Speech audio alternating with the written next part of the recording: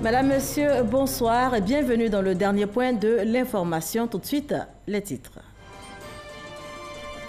Il s'est tenu ce mercredi un conseil des ministres au palais de la présidence au plateau, conseil présidé par le chef de l'État Alassane Ouattara. Plusieurs décisions ont été prises à cette réunion hebdomadaire des membres du gouvernement, décisions relatives notamment au mariage.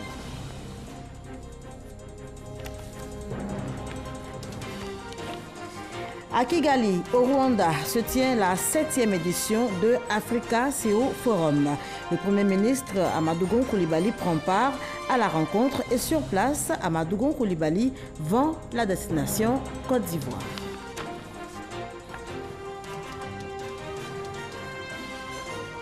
Et puis les députés britanniques approuvent largement le report du Brexit sur le 441 députés ont donc approuvé ce test, tandis que 105 députés se sont exprimés contre le report.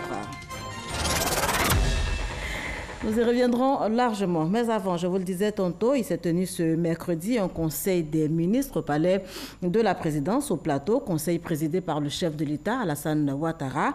Plusieurs décisions ont été prises à cette réunion hebdomadaire des membres du gouvernement, décisions relatives notamment au mariage. Jérôme Kofi Aboula. Pour une amélioration des rapports entre conjoints, c'est l'une des préoccupations du gouvernement et par conséquent, il entend tout mettre en œuvre pour rendre la situation du mariage meilleure. Un projet de loi dans cette perspective a été pris, sans compter les 3 autres sur les successions, la minorité et la filiation, au cours du Conseil des ministres tenu ce mercredi au palais présidentiel, sous la présidence, comme d'habitude, du chef de l'État, le président Alassane Ouattara. Ces différents projets de loi concourent ainsi à équilibrer et à améliorer davantage les rapports entre conjoints, conformément au principe de non-discrimination et d'égalité de droits et de responsabilité des époux dans le mariage tel que proclamé par les instruments internationaux pertinents et consacrés par notre Constitution. Il prévoit entre autres l'amélioration des droits successoraux du conjoint survivant qui intervient désormais en concours avec les enfants et les parents du défunt. En outre, il entoure le mineur d'une protection plus accrue qui priorise son intérêt, notamment en matière de filiation, afin d'assurer son bien-être et l'épanouissement harmonieux de sa personnalité. Le Conseil a eu aussi à son ordre du jour plusieurs projets de décrets, mesures au nombre desquelles celles portant définition de la procédure de délimitation des territoires des villages. Ce décret modificatif de la procédure de délimitation des territoires des villages intègre l'agence foncière rurale nouvellement créée dans la mise en œuvre de cette procédure. Cette agence y aura pour rôle de désigner l'opérateur foncier chargé de procéder à la délimitation afin de fixer et de matérialiser les limites officielles des villages dans le but d'apporter une solution durable aux conflits fonciers. Toujours à l'occasion de cette séance, les conclusions de la revue sectorielle 2018 des projets du contrat de désendettement et de développement C2D ont été l'objet d'une communication. Ces travaux ont permis de faire le point du traitement des diligences retenues et des recommandations faites lors de la revue sectorielle de l'année 2017 et de la mini-revue technique de novembre 2018. Les conclusions de ces travaux révèlent un excellent niveau de mobilisation des ressources disponibles, soit 88,64%, et une bonne exécution des missions assignées aux acteurs. Ainsi, le bilan des projets et programmes indique un niveau globalement satisfaisant de réalisation avec plusieurs ouvrages d'envergure achevés, d'importants matériels d'équipement acquis et mis en service au bénéfice de nos populations. Le Conseil a aussi fait cas, et cette fois à son point de divers, de la prochaine session inaugurale de l'Assemblée nationale. À cet égard, le Conseil a informé que le président de la République, Alassane Ouattara, conformément à la coutume, sera présent pour une adresse à l'endroit des populations. Et on reste au palais de la présidence où une mission du FMI a été reçue hier mardi par le chef de l'État. La mission qui vient d'effectuer la 5e revue du programme économique triennal conclu entre la Côte d'Ivoire et le Fonds monétaire international est allée présenter les conclusions de ses travaux au chef de l'État. On fait le point avec Viviane Haïm. Le FMI satisfait de la gestion économique du gouvernement ivoirien. C'est la conclusion de l'évaluation que la mission du Fonds monétaire international, qui séjourne en Côte d'Ivoire depuis le 14 mars, a présenté mardi au président de la République Alassane Ouattara au palais présidentiel. Cette évaluation s'inscrit dans le cadre du suivi régulier par le FMI du programme économique triennal 2017-2019 mis en œuvre par le gouvernement ivoirien avec le soutien financier de l'institution financière internationale. Selon le constat des experts, les nombreux investissements réalisés par le gouvernement ivoirien pour la construction et la réhabilitation d'infrastructures ainsi que dans d'autres domaines n'ont pas généré une hausse générale des prix en Côte d'Ivoire. Le FMI décerne un bon point au gouvernement pour sa maîtrise de l'inflation, la bonne poursuite des performances économiques dont un taux de croissance qui se maintient et la bonne exécution de son programme économique. La mission du FMI et les autorités sont arrivées à un accord au niveau des services sur la 5e revue du programme, appuyée par ces accords, sous réserve de son approbation par la direction du FMI et du conseil d'administration. L'examen par le conseil d'administration pourrait intervenir en juin 2019. Sur la base des résultats préliminaires, la croissance est restée forte et le PIB a augmenté de 7,4% l'an dernier, soutenu par une forte demande interne.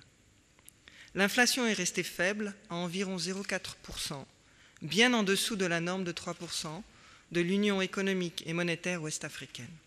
Les performances du programme soutenu par le FMI ont été satisfaisantes en 2018. Tous les critères de convergence et tous les repères indicatifs, à l'exception d'un seul, ont été respectés à fin décembre 2018. Presque tous les repères structurels ont également été atteints. La mission et les autorités ont convenu que le programme de transformation économique de la Côte d'Ivoire continue à bien progresser.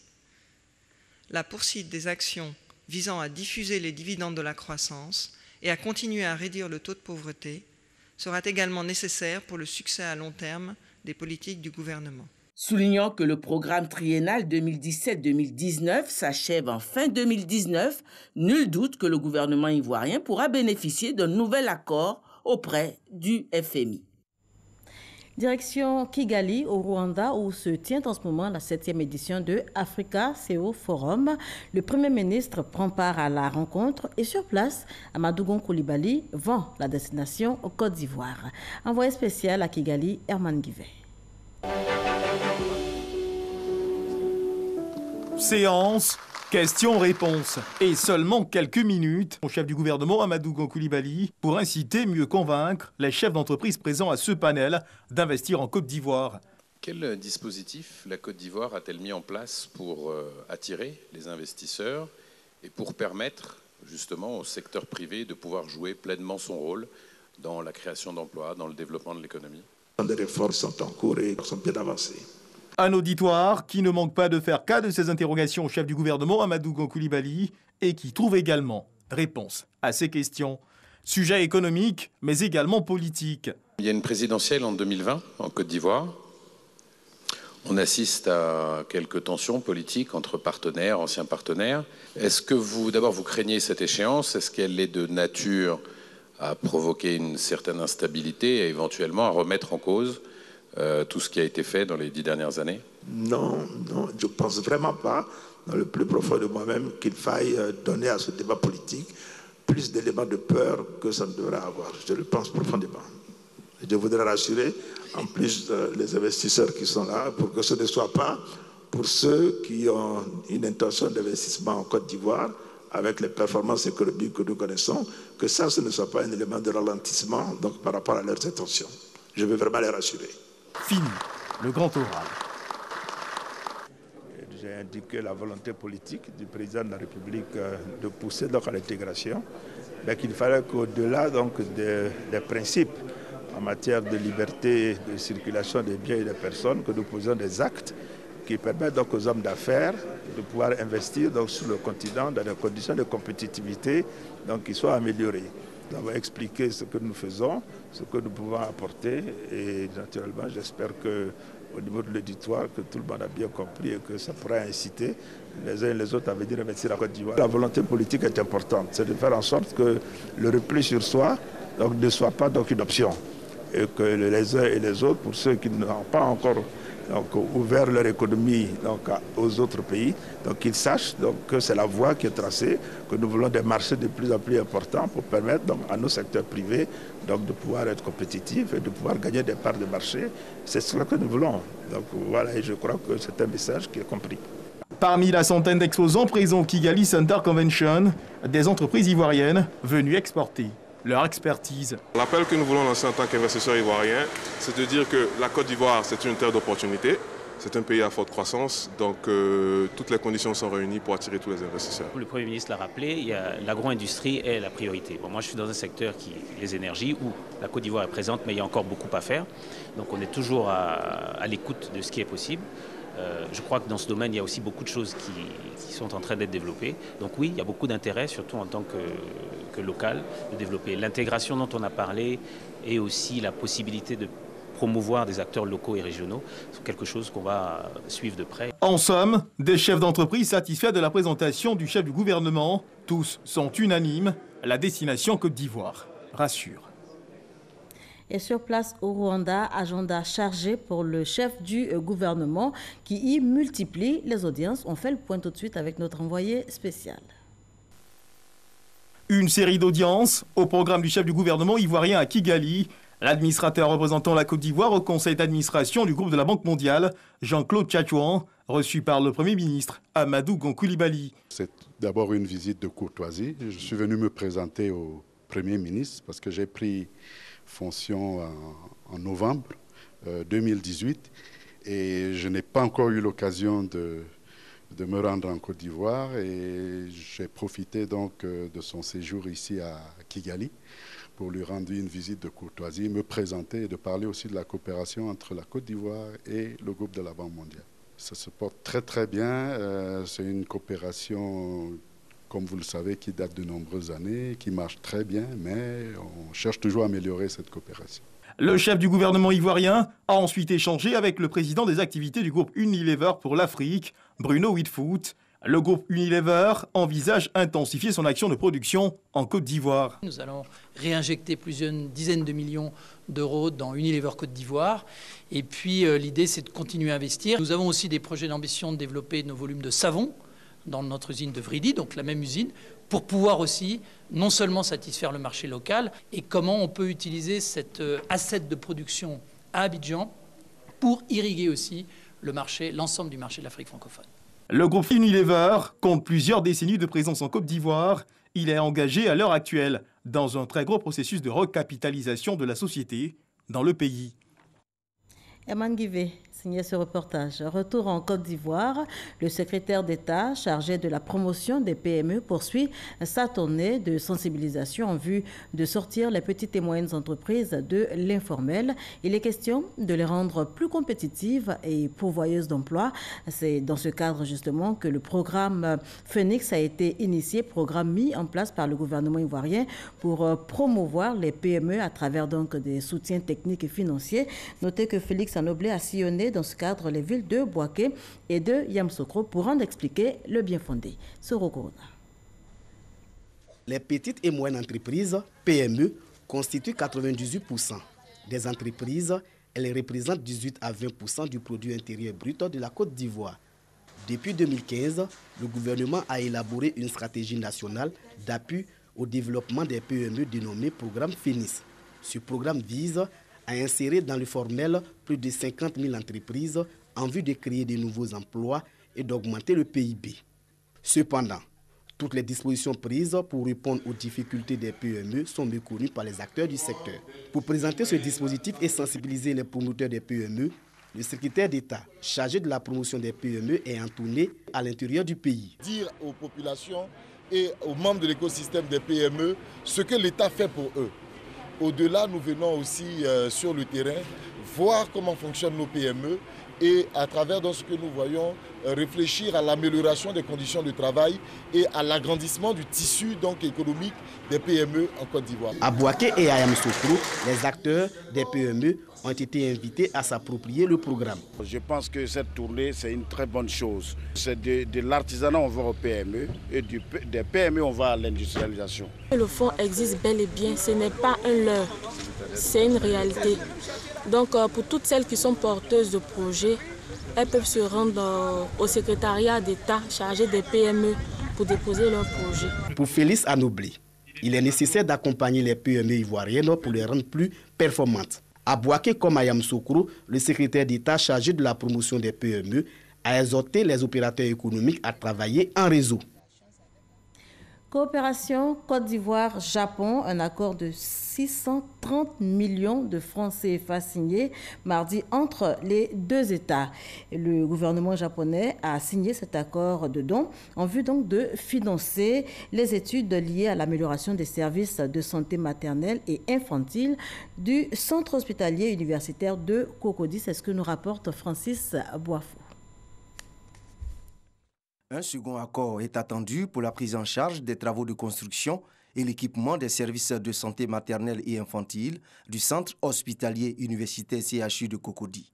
Celui signé mardi entre le gouvernement japonais et l'État de Côte d'Ivoire porte sur un don de 630 millions de francs CFA. Il permettra de financer l'étude du concept détaillé du projet. Ce projet vise à réduire les taux de mortalité maternelle et infantile qui, en dépit des efforts déployés par le gouvernement ces 10 dernières années, demeure au cœur des préoccupations de notre système sanitaire. Ainsi, il a pour objectif d'améliorer les services de soins maternels et infantiles du centre hospitalier universitaire de Cocody par l'agrandissement des services d'obstétrique et de néonatologie et leur fourniture en équipement. Tout ce qui touche à la santé représente pour le gouvernement une urgence.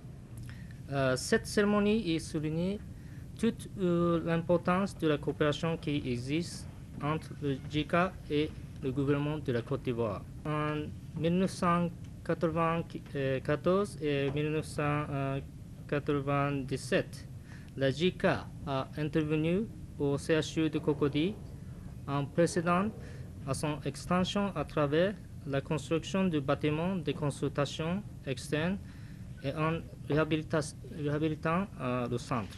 Partenaire de la Côte d'Ivoire, le Japon a signé de janvier 2019 à ce jour 3 accords dans les domaines des infrastructures routières, de l'alimentation et de la santé. 3 accords donc en 3 mois. La santé, c'est la vie. On parle santé toujours. Le projet de loi portant réforme hospitalière a fait l'objet d'une conférence de presse ce lundi 25 mars. C'était au cabinet du ministre de la Santé et de l'Hygiène publique. Notez que ce premier texte de base vise à améliorer le dispositif de l'offre de soins en Côte d'Ivoire. Mais concrètement, quel changement implique cette réforme? Élément de réponse dans ce reportage signé Salima Toudia. Annoncé en Conseil des ministres le 13 mars dernier, le projet de loi portant réforme hospitalière est en cours. Face à l'inadaptation, entre autres, des modes d'organisation et de gestion des hôpitaux publics administrés plutôt que gérés, le statut d'établissement public hospitalier EPH devrait être appliqué. Les CHU, les CHR, les hôpitaux généraux sont désormais des EPH. Ils ont un statut EPH, disposant de l'autonomie administrative et financière, dont la vocation est sociale, en raison des spécificités de la santé publique. Il ne s'agit donc pas d'un changement de nom, encore moins d'une privatisation. Les prix pratiqués actuellement restent les mêmes. Les EPH sont placés sous la tutelle de l'État. Pas de privatisation donc, mais la réforme prévoit un changement des modes de fonctionnement et de gestion des hôpitaux.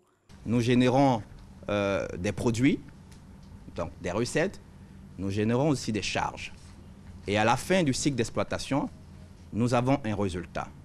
Et ce résultat-là doit pouvoir impacter notre capacité à réinvestir pour changer et renouveler nos équipements. Donc, de façon continue, le directeur de l'hôpital doit être capable de donner la situation de son patrimoine. On a voulu parler de gestion privée parce que c'est ce qui se passe dans tout établissement qui est assujetti aux résultats. Et la finalité de nos hôpitaux, c'est l'amélioration de l'offre de soins. Les 6 piliers du système de santé devront être renforcés à travers cette réforme, notamment en infrastructures et équipements. La formation des directeurs d'hôpitaux pour une maîtrise des coûts de production est également en cours. L'émission RTI 1 reçoit avait comme invité hier le ministre de l'Enseignement supérieur et de la Recherche scientifique, Albert Mabry-Touakeus. Il a été question lors de cette émission de l'amélioration des conditions d'études et de vie des étudiants. Je vous propose un extrait.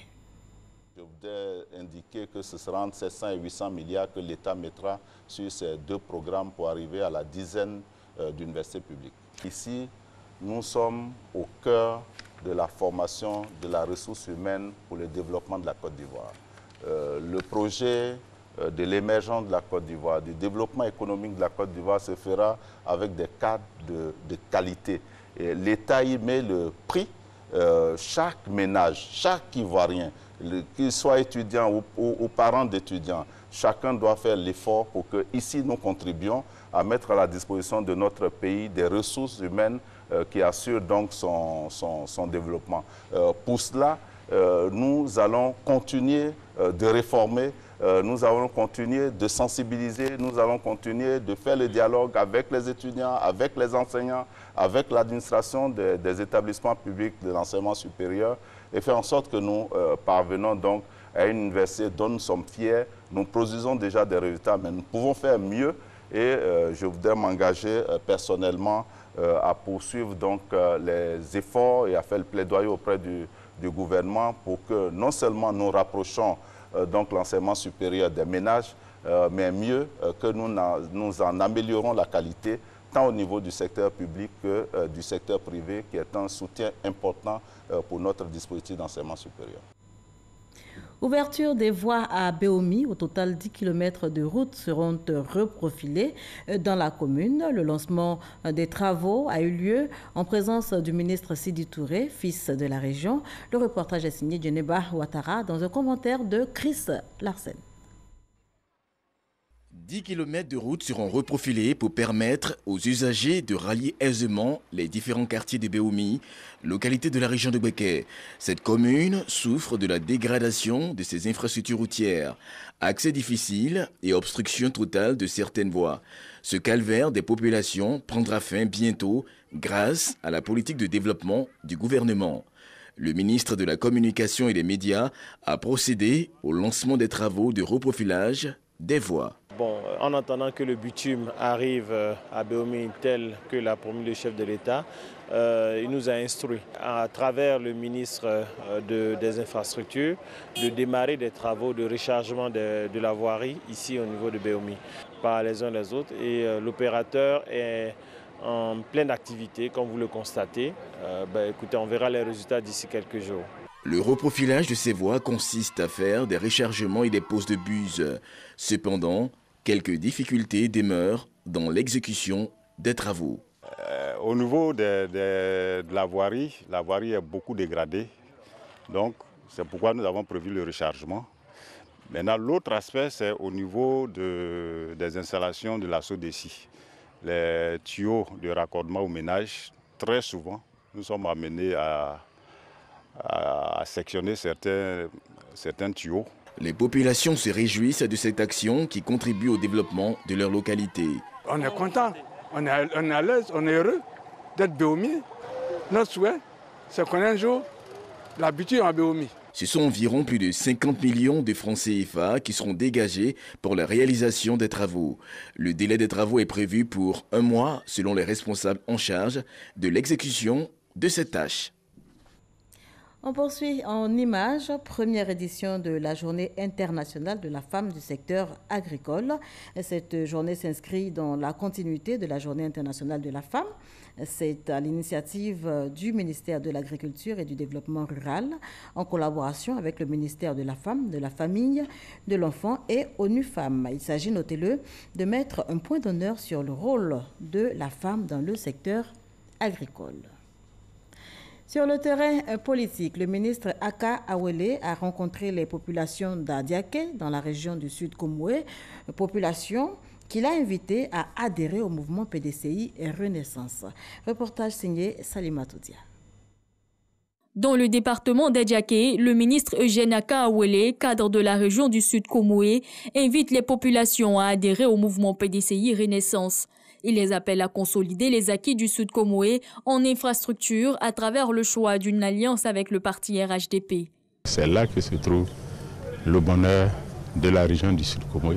C'est là que la Côte d'Ivoire retrouvera sa pleine cohésion pour que ça n'éclate pas comme les 10 années de crise que nous avons connues.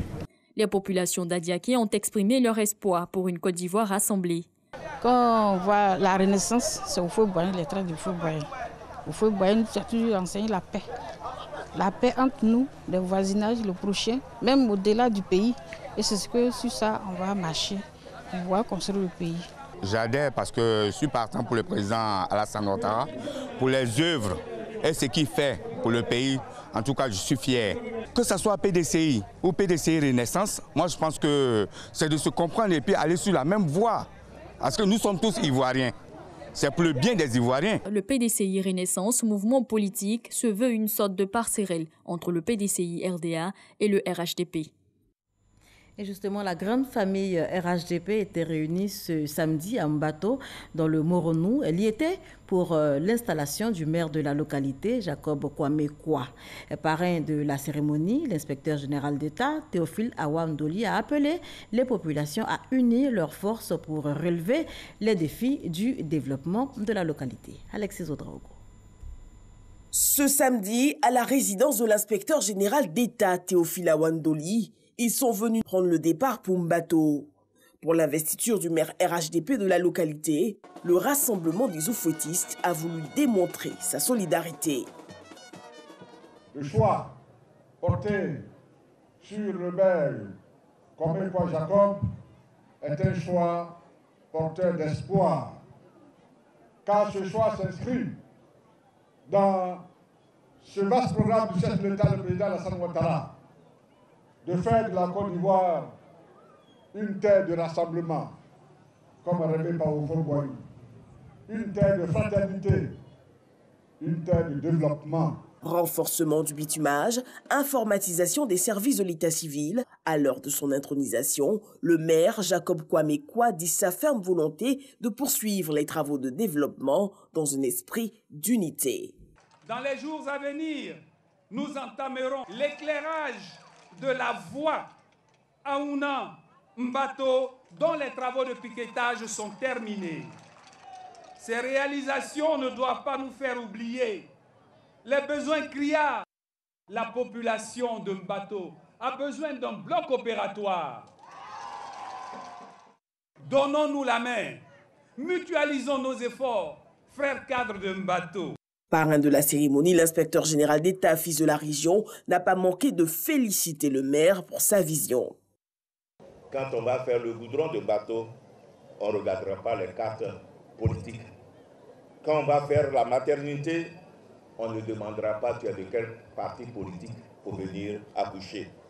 On doit travailler ensemble pour le développement. Ça doit être notre credo. Plusieurs dons et appuis à des projets communautaires ont été annoncés à la grande joie des populations. En image, ce drame survenu cet après-midi aux environs de 15 h à Cocody-Angré. Un immeuble à 2 niveaux en construction s'est effondré. 2 ouvriers étaient pris au piège. Un en est décédé, l'autre blessé à la jambe. Ces travailleurs profitaient de leurs heures de pause pour se reposer. Notez que le ministre de la Solidarité, de la Cohésion sociale et de la lutte contre la pauvreté a dépêché sur place aux premières heures un représentant. On termine avec cette information. Les députés britanniques approuvent largement le report du Brexit. Le texte a été approuvé par 441 voix, tandis que 105 députés se sont exprimés contre le report. Voilà qui met un terme à ce journal. Merci de l'avoir suivi.